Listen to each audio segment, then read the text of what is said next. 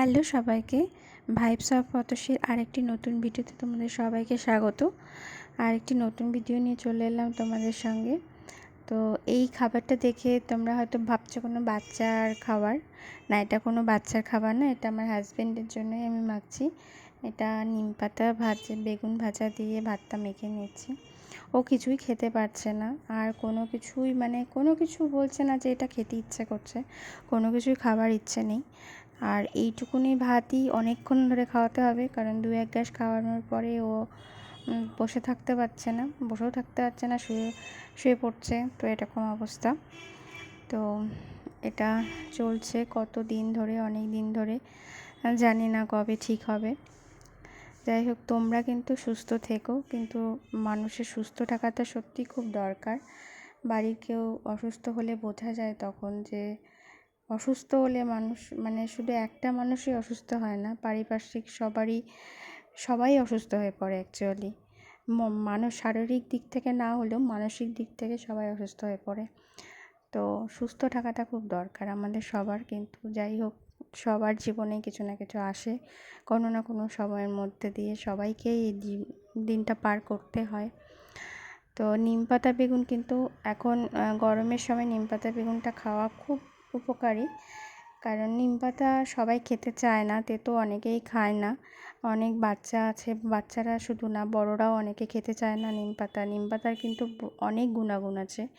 এমনকি বাস্তুতন্ত্র মতে নিম পাতা বাড়িতে লাগানোর কথাও বলা আছে। যে আগের দিনের লোকেরাও বলতো, আমরা দিদিমা ঠাকুমার কাছে অনেকেই শুনে থাকবো যে নিম গাছ বাড়িতে থাকলে অসুখ দূর হয়।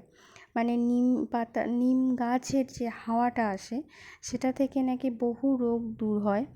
তাই নিম পাতা খুবই একটা স্বাস্থ্যকর আর কি খাবার। তো নিম পাতা বিভিন্নভাবেই খাওয়া যায়। আমরা বাড়িতে এই নিম বেগুন ভাজাটা বেশি ভালোবাসি বলে করেছি। নিম পাতা শুক্তোও হয়, নিম পাতা বাটা হয়, শুধু নিম পাতা খাওয়া যায়। তো যে করেই হোক, নিম পাতা কিন্তু খাও। তোমরাও সুস্থ থাকো, আমি চাই সবাই সুস্থ থাকুক। তো যাই হোক, আজকে নিম পাতা বেগুন হয়েছিল। আর দুপুরে রান্না করেছিলাম তোমার কয়েকদিন আগেই বাপি বাজারে গিয়েছিল, তো সেখান থেকে বড় বড় ডাঁটা নিয়ে এসেছিল।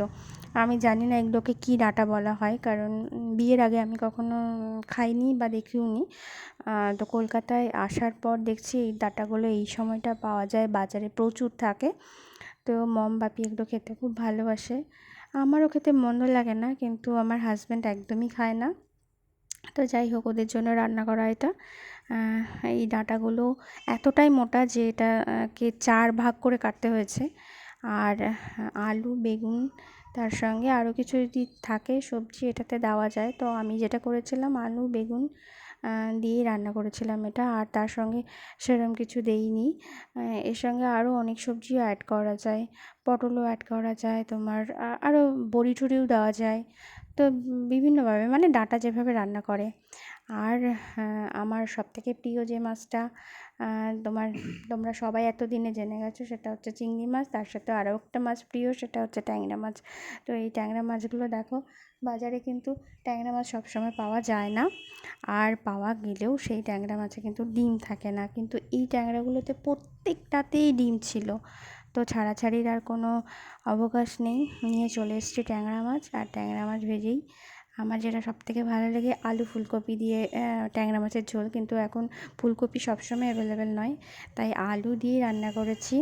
একটু তার মধ্যে সামান্য পেঁয়াজ দিয়েছি, আর টমেটো দিয়ে আলু দিয়ে তোমার হচ্ছে ট্যাংরা মাছের ঝোল। আজকের মেনু এইটুকুই, আজকের জন্য তোমাদের সাথে এইটুকুই শেয়ার করলাম।